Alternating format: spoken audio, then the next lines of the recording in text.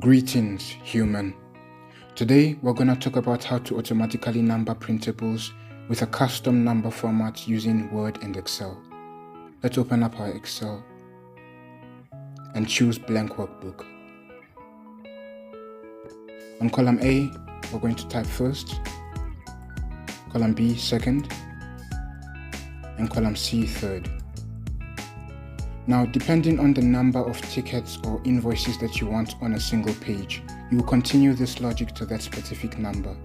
But for now, in my example, we're just going to use 3 on a single page.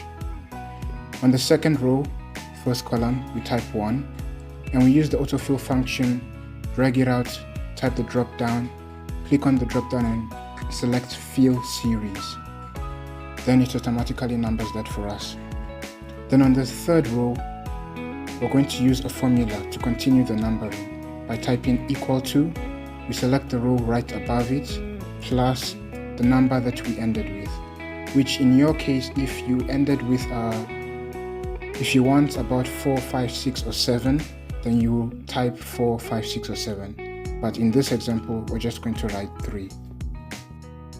We use the autofill to drag it out.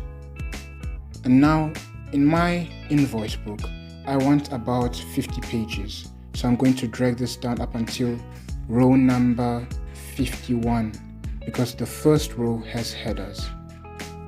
And there I get 150. So now I'm going to go to the second row, hold Shift, Control, and click the right button to select everything there.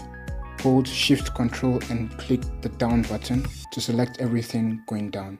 Then in my Home tab, I'm going to choose Number, click the drop down, and select More Number Format.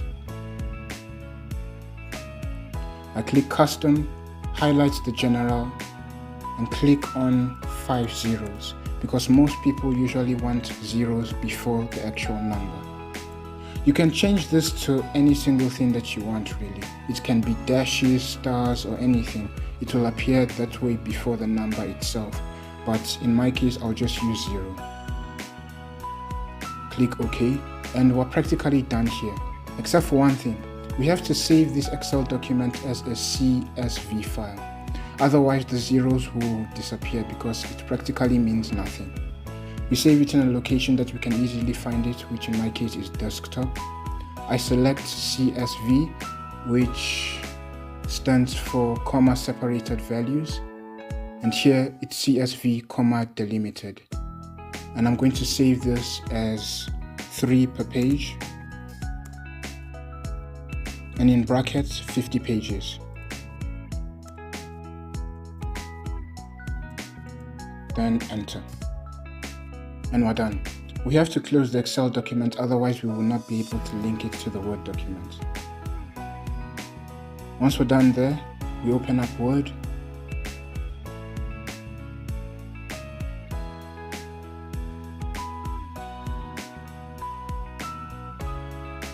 And we click Blank Document.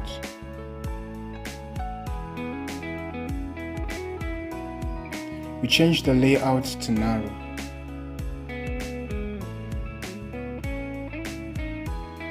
Then we insert the design. I saved it as a picture in desktop.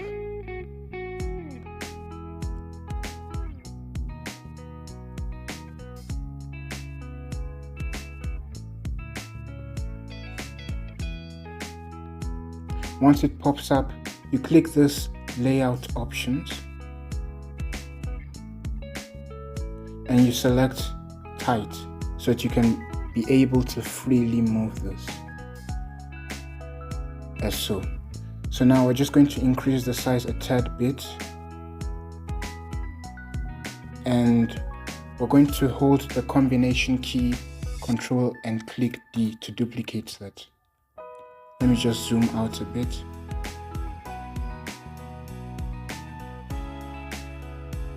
We drag this down, and we use the buttons just to align it. Control D again, because as I said, I need 3 in a single page.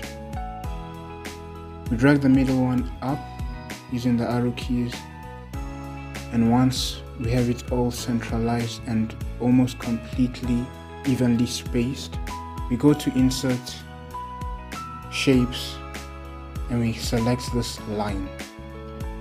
Then afterwards, we draw a line in between the receipts while holding shift so that it doesn't move out of the straight line and turn into an angled line. Afterwards, we change the format into a black color and we move it up using the arrow keys. Then afterwards, the shape outline, we change it to dashes. We duplicate that line, Ctrl D, and we drag it out.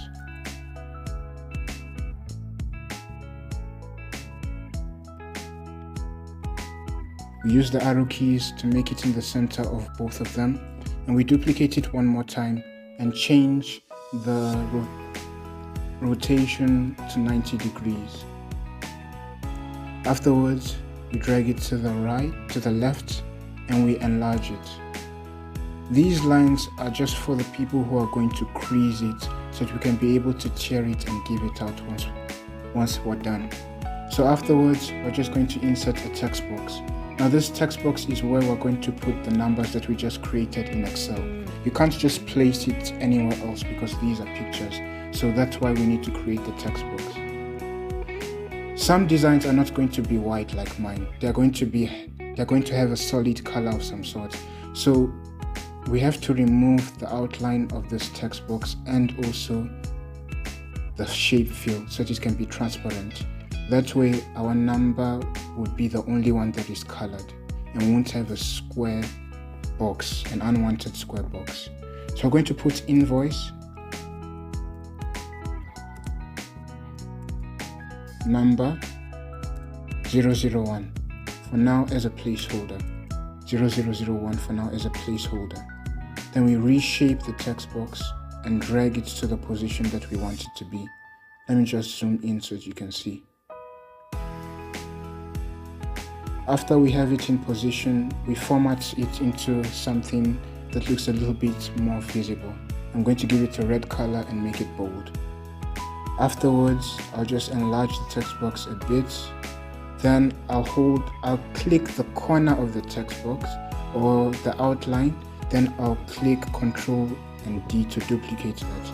I'll drag it down to the next one. And then I just try to align it a bit in the exact same position as the one right above it.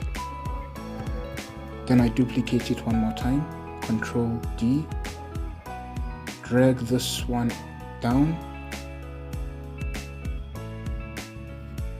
and then use the arrow keys to put it in the same position as the one above it. Afterwards, I'm going to go to mailings, start mail merge, normal Word document. Then I'll select recipient, use an existing list, and go to desktop where I see that Excel document. You have to save it as a CSV, otherwise the zeros or the format will just disappear completely. When it is opened, I double click this placeholder and insert first, as we named it in Excel. Double click this and insert second. Double click that and insert third. Afterwards, I finish and merge. Edit individual documents. Select OK. Then once that is done, I click the right, the left, and then I insert a blank page because I need a cover page for this booklet. I scroll up and I insert the cover page as a picture.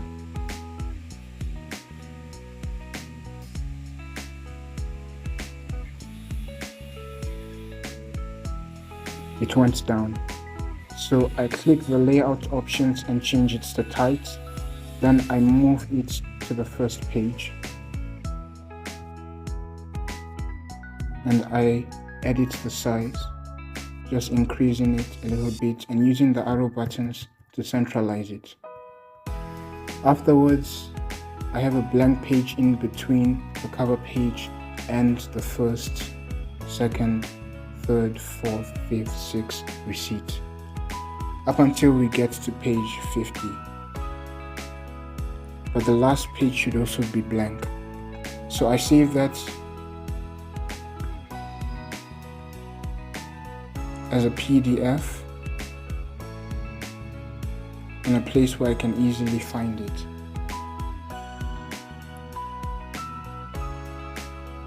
And I save it as Raymond Constructions.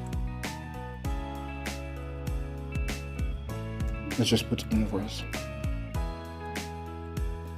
Afterwards, we hit enter.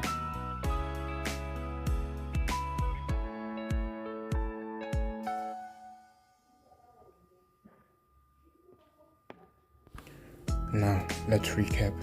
Every row in Excel represents a page, and every cell in that row represents the number of repetitions that you would want in that page. To keep zeros in a custom format, you have to save the workbook as a CSV file.